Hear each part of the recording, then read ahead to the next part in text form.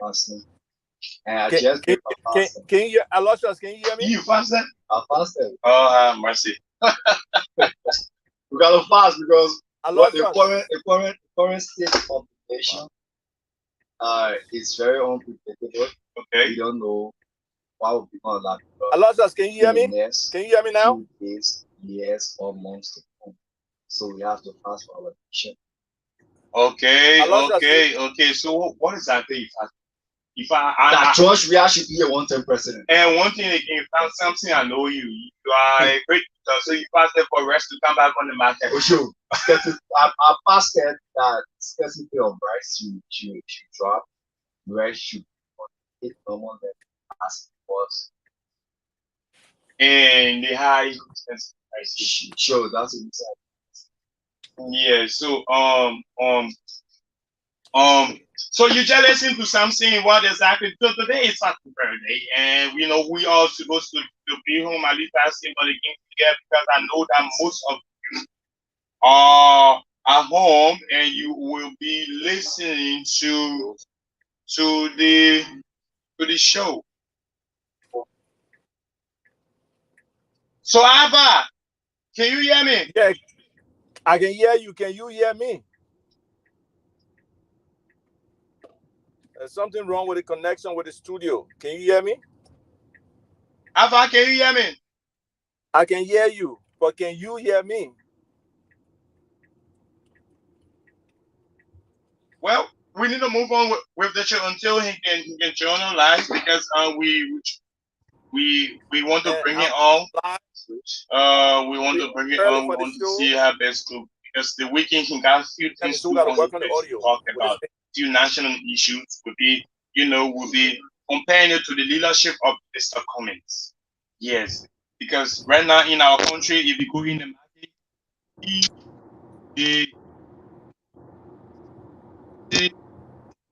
of goods on the market, you will not distinguish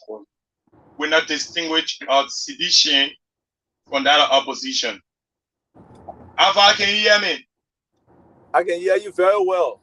Can you hear me? Yes, I'm hearing you. I'm hearing you Wonderful. now. Wonderful. Good. So welcome. Thank you for having me. So how is it? Right now there are tens of thousands of people are there listening. You're saying? No, I was saying, how is the town? How are things going? It seems like the audio in the studio is not well, because the audience can hear us. But for some reason, it seems that you cannot hear me, and neither can What did you do that got the audio to work a few minutes ago? Yeah, we can hear you well. We can hear you loud. We can hear you loud. Clear. We can hear you. Okay, then I hope the magic that you guys are performing will stay, right? Okay. So you guys mentioned something about rice, and I know we started the show early. Sure. It's just that. Go ahead. Yes.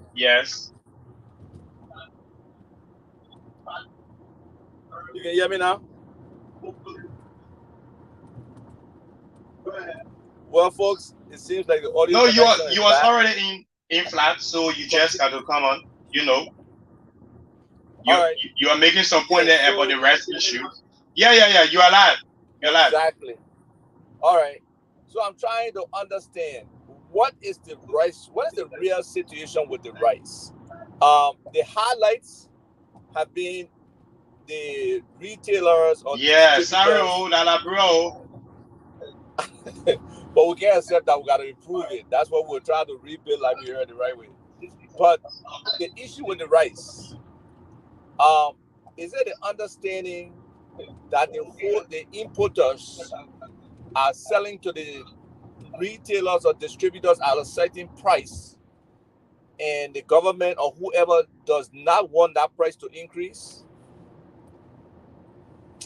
So, folks, the network in Liberia is tough. It's a situation that we have to deal with.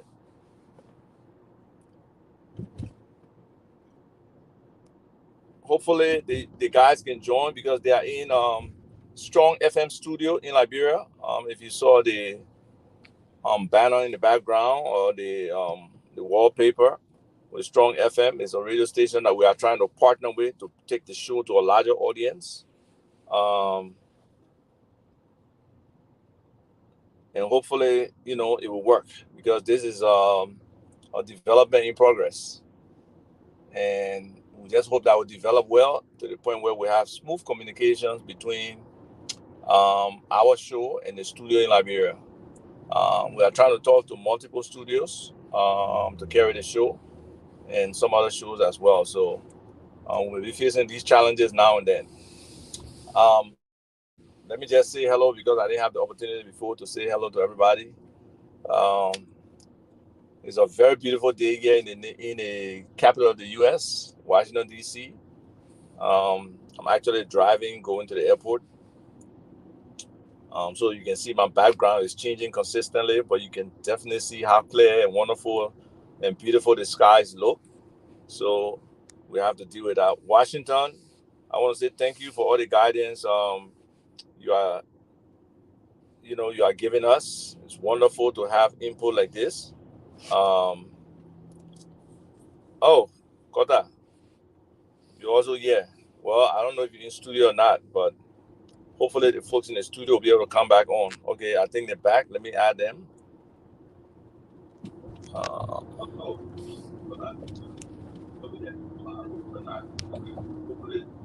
so, Aloysius, you guys are back. I'm hearing there's a delay, so you got to be patient, and I will be patient. When you come Yes, sir. I will be patient until you're done, and then when I'm speaking, you can be patient until I complete. So I was trying to ask. So Aloysius, you just make Okay, an sir. introduction of you and the person in the studio with you. Yes. Well, my name is Elisha Jada, and I'm the host of the ABC Hour, Strong 98.3. I know you want me to make introduction for the audience live on Facebook, and also my co-host Samson Monterey. He is a very brilliant young man to been working with me on the show, making it. We are trying to improve it more, sir. Right, and you also have an online TV, right? Jala TV. Yes. Also, an online TV running, the Jara TV, and also the Jara TV is also comprises of the Jara Media Group online. For now, we are running all of our media stuff online. The Jara Media Group, JMG. The Jara TV is part of the Jara Media Group. Wonderful.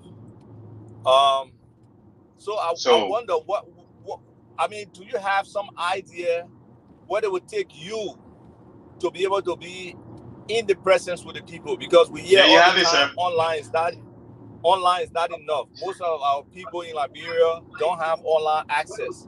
So how can you, who trying to be a media personnel or a media mogul for that matter, get your station, your online TV to the people? What needs to happen?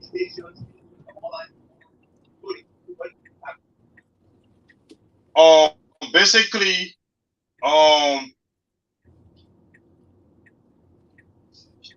one fact, you just got to search on Facebook for Jara TV, and then you'll be able to see our page, and then you can continue to follow us.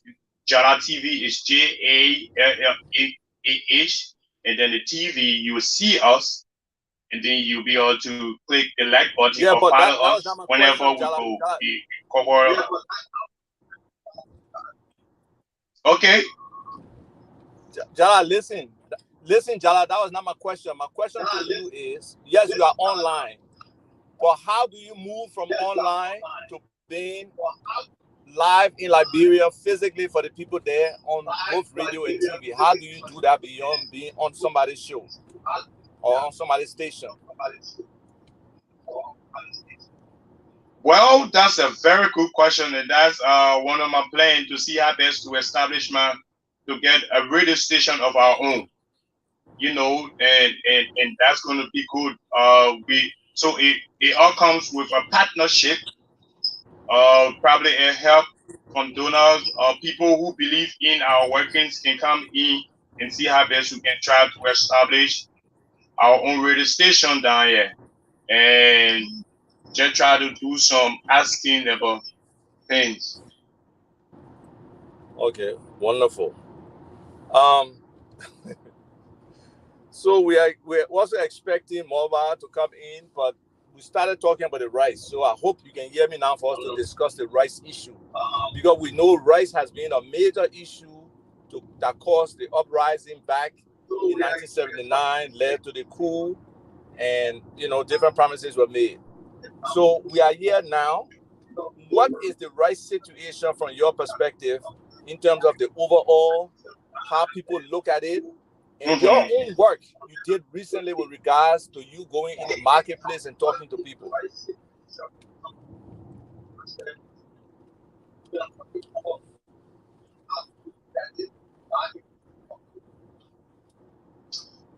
Well, what I did yesterday was the Jara TV took a tour to the Joba market on the old road, and then this is something that we started. So we will continue. We move from one marketplace to another marketplace, asking the people, maybe the marketers and also Liberians around, asking them about what they feel and how they see the whole rest issue. And I do show that you followed, and the response was so bad. You see, to even find a rest on the market, have a very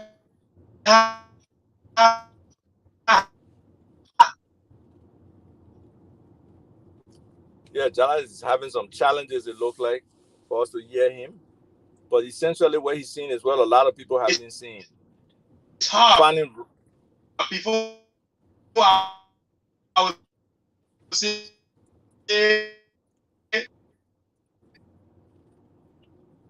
you you you going by to see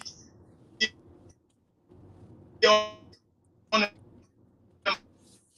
Jala, market your network is bad. Oh. is, and you can see the rest.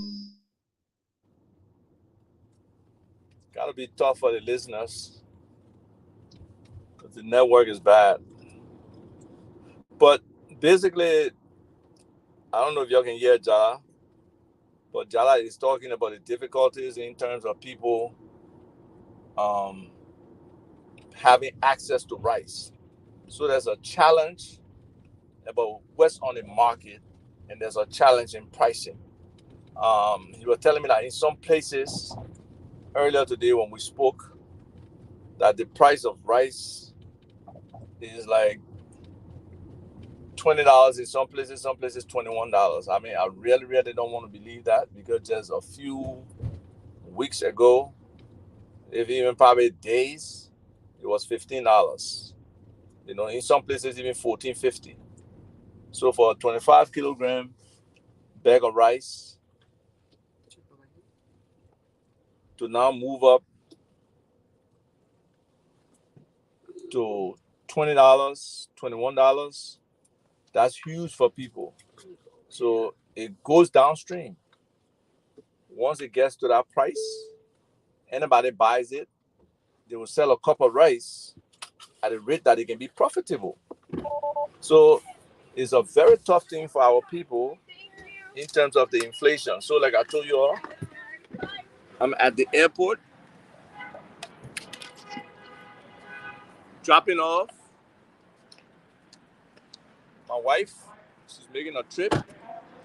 So let me try to see her off. You want to see me kissing my wife?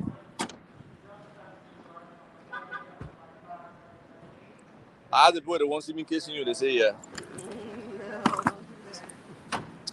She said no.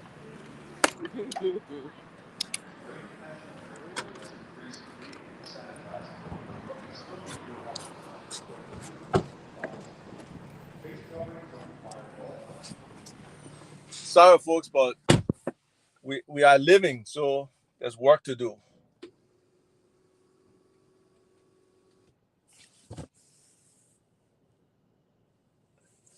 Yeah, well, thank you. So the issue of rice, it has to be very sensitive because right now there are multiple issues our country facing. And while, we blame the government for everything, we should also look at what role other people are playing, right? Because there's the issue with electricity, which is no joke either. Um, there's the issue with security. There's the issue with the food, just food prices in general. They are going up. Now with this issue, in terms of okay, these folks are back. Uh-oh. My mean man.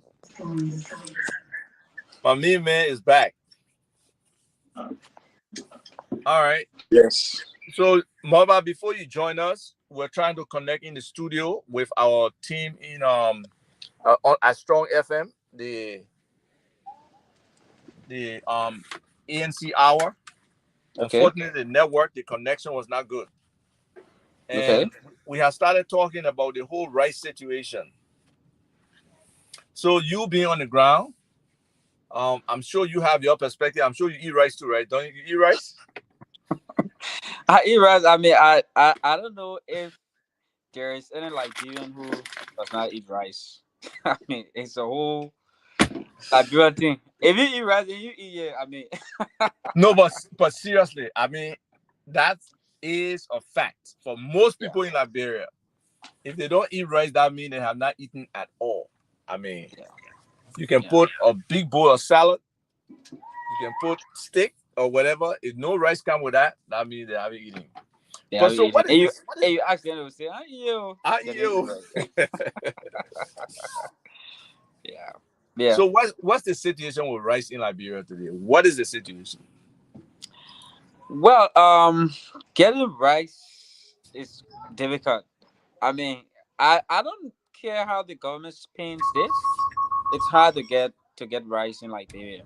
I mean, I heard in some quarters today that things have gotten a little bit better, but it's tough to get rice. The clear, you know, show here that we don't have rice in Liberia is that the president had to go to specific places to show rice to us.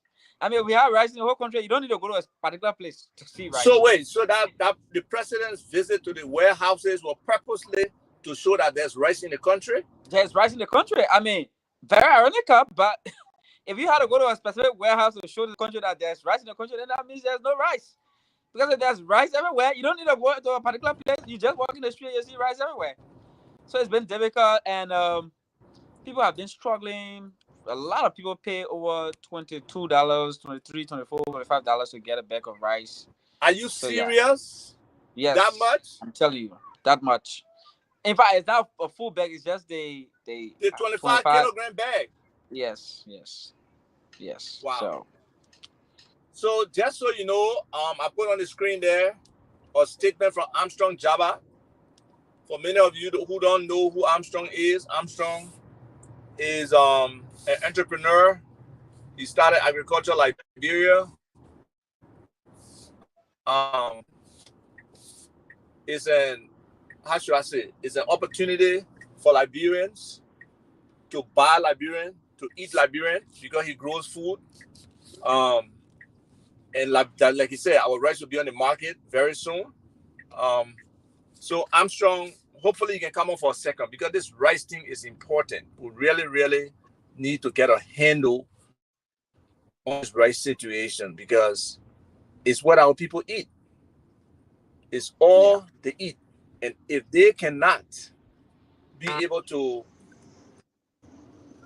have their daily bread or what sustains them on a regular basis, I think we are in huge trouble. So Armstrong, I will send you the link. If you can come on for a few minutes just to talk about your rice, that would be good because rice is very critical. Um, for our country, A- and the and price, and by the way, kudos to Armstrong. He's selling the rice very cheap. I think right? uh, Exactly. the most it's very cheap and very affordable. I plan on buying at least 5 bags, so I'll hit him up. I mean, I need our 5 bags, so I don't have to worry about buying rice anytime soon. So And the Liberian, we have another comment there. The guy said even cement. Imagine of late, cement has been $8.50 for the highest quality. Today, to my surprise, I bought a bag for $9.50. The cost of everything is just going up. So yeah, there's several things working there, and the big book people say exogenous factors, right? That mm, exogenous mean that stuff that not internal, that out of your control, out of the country. Those major shocks to different economy, from the war, from like a disaster or something that happens that's significant, or from a downturn in certain economies, or some people who are, let's say, exporting rice or exporting cement or the materials that input into making cement. If they go out of business, it affects the supply chain. That means the different um, inputs and how they are brought into the country for either direct sale or for input into a manufacturing process. So when I chain of the supply of the different factors of production or input are interrupted, people are affected. So even bread price will be going up, because wheat is one of the major exports from Ukraine and Russia, and that's been affected. It will affect people. So the increase in everything else, especially those things that depend on let's say electricity, or let's say energy, or let's say fuel, gas. Once the prices of those increase, they got to pass the price down to the next level, which is the customer, the regular Liberian, the daily Liberian who's buying. And that's the challenge in our economy. Because look, I just glimpsed at something yesterday, and I could be wrong. Our exports today is about 200 and something million. It could be more. But our imports, a billion plus imports. So they got something called balance of payments, where somebody pay you, where you pay out. So what we pay out is nearly 500%, 600% of what people paying us. So our economy is an import-driven economy. We are like in a situation that we cannot control. So it makes it tough. That's why the rice situation, people like Armstrong and other people who are trying to grow rice in Liberia should be encouraged. Um. Oh wow, you see what Armstrong saying? He's saying the rice in the country can only last for 3 weeks. Well, if it can only last for 3 weeks, I hope there's ships on the ocean bringing significant rice in the country right now, because that would be trouble if the Labrambo cannot eat rice, Armstrong. And I know you've been trying, other people been trying, but they do not have the capacity, because our government and a lot of our population, in terms of those who have the capacity or the capability to fund that sector to grow rice, have not been able to do so for whatever reason, whatever programs that have been established. Again, so Molba, come in. Let me go and try to send this link to Armstrong to see if he wants to come on the show. I mean, yeah. I say I sort of agree with you partly when you talk about uh, prices in Liberia being affected by some of the global crisis. Uh, to a certain degree, that's true. The unfortunate thing about Liberia's case is that prices are increased exponentially. It's beyond understanding. So people pay, say, a little bit, like $1 or so more for production cost or whatever, and they put back onto the consumers $5 charge. So that's the huge difference between Liberia and other countries. I mean, yeah, the prices will be affected by these global trends and global crisis and whatsoever, and that's understandable, but not at that huge level. I mean, it's not acceptable. People cannot afford it, and That was the same situation with the rice issue. And now that Armstrong and others are reporting that the rice will not even last for a month in the country, I mean, people will go out and buy the rice. If a business, people will buy huge consignment of rice and then hoard it. And then at some point, they when there's no rice on the market anymore, they bring it out and they will sell the rice probably $50. So we are going to experience huge problem in the not too distant future. So it almost looks like there's a looming danger ahead that we cannot avoid, and we have absolutely no means to avoid. That is why people like Armstrong and others who are in the agricultural sector, and those particularly and primarily producing rice, should get government funding. I mean, in any civil society, the government should fund these people, give them some money, and invest in their businesses, give them training, if that's what it would take, so that they can increase the production capacity of these people. Look, when you increase the production capacity of Armstrong and other Liberians, and they reach at a level where they are able to feed the Liberian population, I mean, we can export rice. We can export Yes, we rice. can. But you see, and the point is, look, sometimes we want to say it's simple, but it's not as easy, right? But the government of Liberia, don't they buy rice for police? Don't they buy rice for soldiers? Don't they buy rice for maybe, like, if they're at JFK, they got to supply the. We got to change the palate of our people. That one of the things we have to do to get them accustomed to our domestic rice. And government, just by default, government is the highest spender in the country. Just by the force of that purchasing power of government, they're able to shift that. If they were interested in building a public-private partnership with all these people who are trying to grow rice, the government can easily do that. They can do a buyback program where they facilitate the improvement, the expansion, the sustainability of these different operations that Samson and them are running, and be able to let them produce right. Let's set targets. Like, say in the next year, we farm 5,000 more acres of rice. We'll be able to bring X amount of volume of rice on the market, and it will decrease our input by XYZ, and we divert those funds to ABC. The government can do that, but it has to be a government willing to create that entrepreneurial environment for Liberians, get Liberians into business. We know this whole rice business is a racket. We know that supposedly they get something on each bag of rice that come into the country. So the incentive for us to grow our own rice is not shared by everybody. And until that kind of mindset is shared, we'll be facing significant problems in growing our own food, providing food security for our people. Because there should be no reason why we can know our inventory of rice at any time, why we can know why the rice there's a shortage, and why would they hide it if there's really is a shortage of rice based on what's in storage and what's actually on the market. And you say people are actually finding difficulties in buying rice. Because if I'm hungry and that's the only thing I'm eating, if they make the price of rice $50, I'll pay the $50 to buy the rice. You know? So I hope your prediction that there could be dire circumstances ahead does not come true. But rice is no joke when it comes to Liberia. Absolutely. Yeah. Absolutely. I mean, it's unfortunate that the government does not see it that way. And most of the officials of this government, are in a state of mind where they feel that criticizing the government about anything in the country means you hit the government or you hit the president.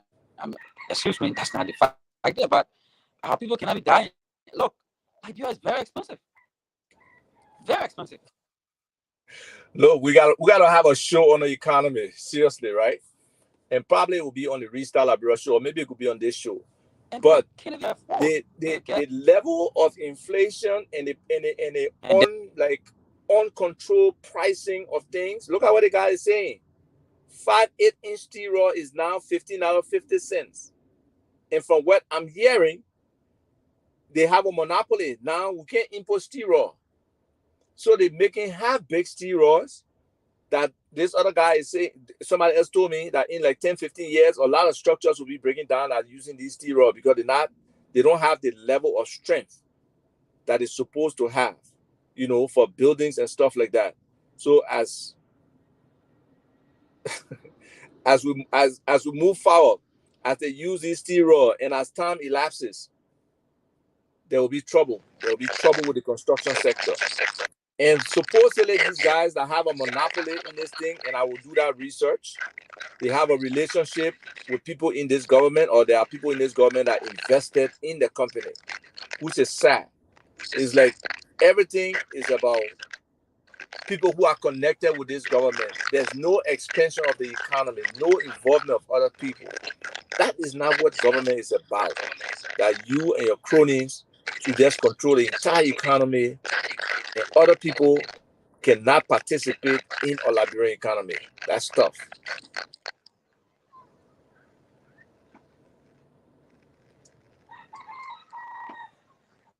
So let me see the other comment here.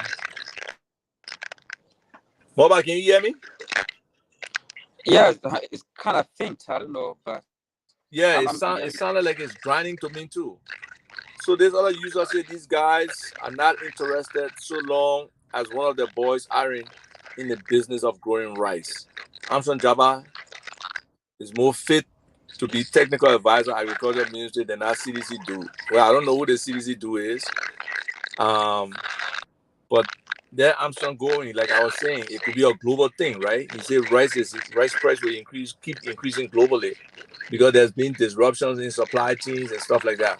But if you have food security in your country where you can grow this thing yourself, and it's proving we can grow rice, even all the rice that are grown in the south and other places, those technologies came from West Africa when the slaves went. That when they started growing rice like that, in the US.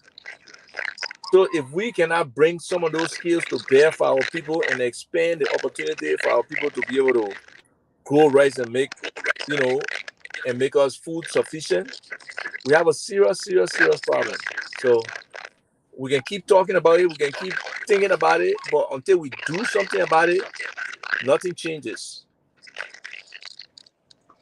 So Molba, what else is in the news in Liberia? I don't know if you hear me that clear, but I can hear you. I mean by the way, the rice thing is the biggest news in Liberia. You know that for certain. That's the biggest news in Liberia, and other things have been happening around. By the way, the investigation into the death of a princess has practically gone in such a way that the public is misinformed.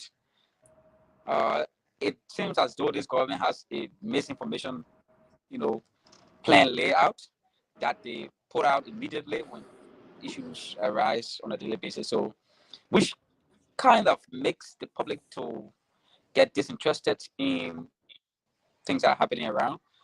When Princess died, there was a huge uproar of the crowd of Liberians, and then there was this disinformation and misinformation campaign by the government, and then the princess family was not treated with respect.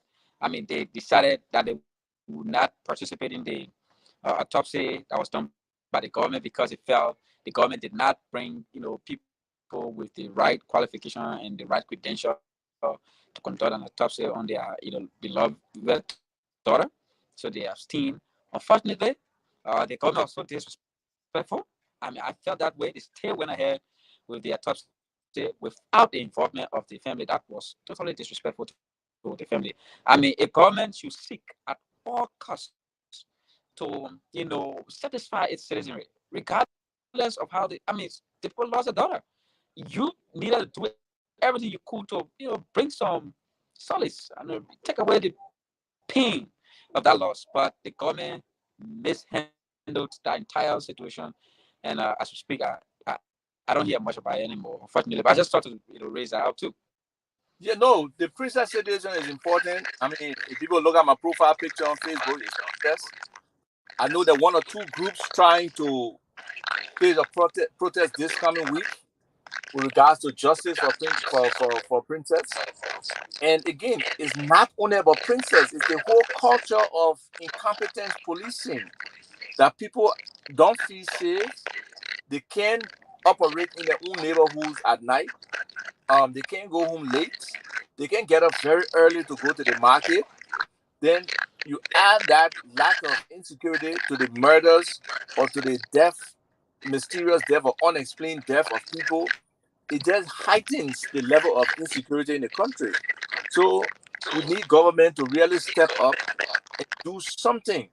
Find something, because I haven't heard anything about the results of the autopsy yet. Have they put it out?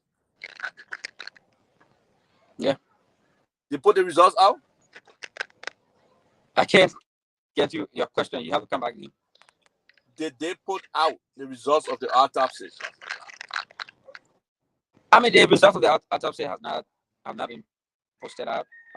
So we're still waiting for it. I haven't read it anywhere, so it's still there. Hopefully this week or so they'll put the results out. But the family, that entire process is already compromised. I mean, the family did not participate, so I don't know for whose benefit they will be putting out the result of that autopsy. I mean, who is going to get arrested? Because basically, and that's something we should underline. The autopsy will only show the cause of death. I mean, it's not going to point out, who caused the death. There's absolutely no means through which the government can arrest people right now. So, I mean, as I said, you talk about policing competence or whatever, but I think it's just deliberate attempt on the part of the government to misinform the public and then lead to, disinterest, of the public, just so weighing down the public's interest in every specific matter. Because look, people just get tired when they're hearing one thing from, the very authorities, and the next time they hear another thing. So people get tired, with that endless loop of just misinformation. As far as a whole campaign, watch it. See how the government has handled every crisis. It's been the same way. It's been the same way. Even with the $16 billion thing, that's how it started. With the $25 million mop up exercise, that's how it went. So the Minister of Information will say something different. The Minister of Finance say something different. The Central Bank say something different. And then at the end of the day, public lost interest and they just misinformation everywhere. So I mean, it's deliberate. No, and it's proven because they know our attention span as a public is low. And there Yeah. will be other things happening. And I'm very sorry the network is grinding. I'm not sure why. Because I have all my bars here. But the attention span of the public to any kind of major incident is slow. And except somebody consciously tries to keep it in the public's mind, it's not gonna be that long. So so we have to find a way to keep the public engaged with these kind of cases that will really need resolution to, because it's so unfair to Princess family, especially like you said, the misinformation and disinformation being spread. Because some people Yes. were trying to even suggest that Princess was involved with, like she was a call girl and involved with prostitution. I mean, for those kind of rumors to come from the police, it makes no sense. Solve the case. Don't try to smear the person's character, even if somebody is, in that profession. That's their profession. That doesn't mean somebody should kill them. And I don't know what people don't understand about the importance of life, especially based on what our Constitution says. Every life is important, and it's the responsibility of government to safeguard and protect lives and property in this country. And when government can't do it, they are failing their responsibility. There is no if, and, or but about it. And this government has not stepped up to that responsibility to protect its citizens. So until the citizens can really step up themselves and demand that government show them that commitment, fulfill their end of the social contract, that they will be responsible for them in certain ways, and then the responsibility we give them to operate on our behalf is validated. So let's go now, because also in the news, has been the whole situation with the case with Mr. Cummings. Yep.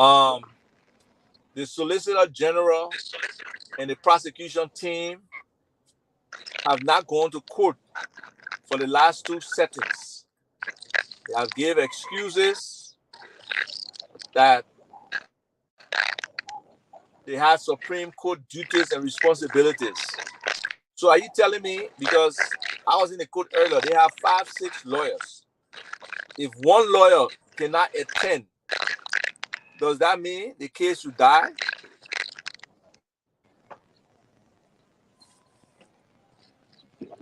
Okay, let me try. Let me lower my cell phone. More, is it any better?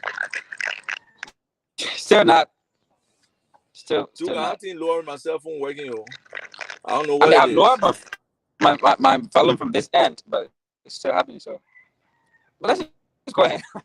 Yeah, Maybe but we go have to ahead. be using computers going forward. Yeah, I don't think the cell phones cut it. Yeah, we have to try to get the computers. I mean, yeah, but you were talking about this whole case with Mr. Cummings. I also just noted that we have to talk about the plan by government to totally integrate the electricity at the airport.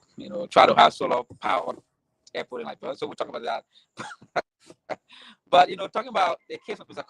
Cummings, I mean, my opinion is simple that if Mr. Weir is a serious president, he should ask the Solicitor General to. I mean, withdraw that case. It's useless. It's waste of time. No, now what somebody said the Solicitor General does not know how to end the case. He probably want the judge to say the prosecutor ain't got no interest in closing the case. He doesn't want to say we don't have the evidence to prosecute this man. We have already tried to suppress evidence that was proven. And for those who don't know what that means, there were a whole bunch of WhatsApp messages because the National Advisory Council for the CPP, the collaborating political parties, they were in one chat room where they were discussing all these different issues and they were being informed and updated. So March 2nd to March 19th, all the information there, Cephas and his group intentionally left that information out. But that information was critical because that's the time that they were preparing to file the CPP documents with NEC. And on that day, the 2nd, that's when Mr. Cummings posted that final document, that final CPP framework document that they were all supposed to sign. That's when he posted it in there. And they all acknowledged it. That acknowledgement was there in that text. That, thank you for the document. Thank you. Theodore Momo, who is the witness, the first witness from the prosecution, who's denying everything over there and claiming that they signed a document in May 19, where they were all different places. He was the first one to say thank you.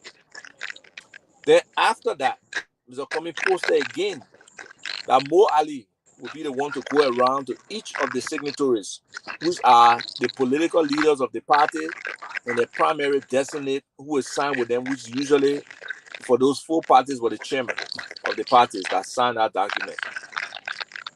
So for them to switch that whole thing and say the document was signed May 19 and Mr. Cummings should produce it, it just doesn't make any sense. For them to suppress the document, it doesn't make any sense. It shows that they don't have a case. So if you claim somebody forged something, then show the forgery, right? That means somebody either wrote your signature or replaced your signature. And they have not been able to show that. So we really hope that this case can go in the dump. The prosecution can understand they don't have a case and be man enough or strong enough to come to the public and say, yes, there is not enough here to prosecute this man beyond a reasonable doubt. So let's move on.